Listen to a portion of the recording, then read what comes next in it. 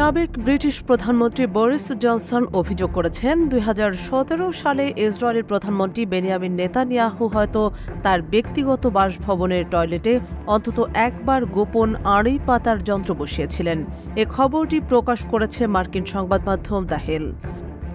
Boris Johnson জানিয়েছেন, Netanyahu যখন তার ব্যক্তিগত বাথরুমে প্রবেশ করেন ও বের হন তখন বাথরুমের টয়লেটে একটি গোপন মাইক্রোফোন পাওয়া যায়। জনসন তার আসন্ন আত্মজীবনী আনলিশড বইতে এই চাঞ্চল্যকর দাবি তুলে ধরেছেন।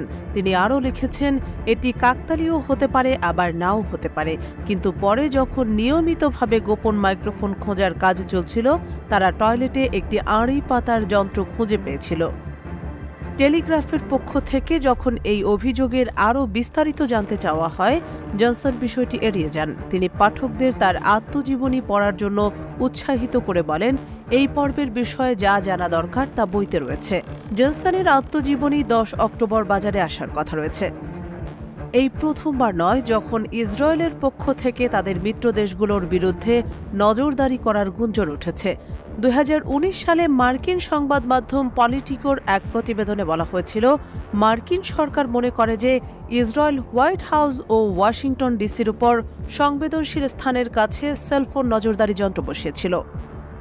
২ বছর আগে নিজ দলের চাপের মুখে বরিস জনসন প্রধানমন্ত্রিত্ব থেকে পদত্যাগ করতে বাধ্য হন, তবে তার আত্মজীবনীর কিছু অংশ ইতোমধ্যেই বিতর্কের জন্ম দিয়েছে। জনসন দাবি করেছেন, তার বইতে রানী এলিজাবেথের মৃত্যুর গোপন তথ্য এবং ফরাসি প্রেসিডেন্ট ইমানুয়েল ম্যাক্রোর বিরুদ্ধে ইউরোপীয় ইউনিয়ন থেকে যুক্তরাজ্যের বেরিয়ে যাওয়ার শাস্তি নিয়ে গোপন আলোচনা রয়েছে। জনসনের অভিযোগ এবং তার আসন্ন আত্মজীবনীর প্রকাশ ঘিরে ইতোমধ্যে উত্তেজনা তৈরি হয়েছে।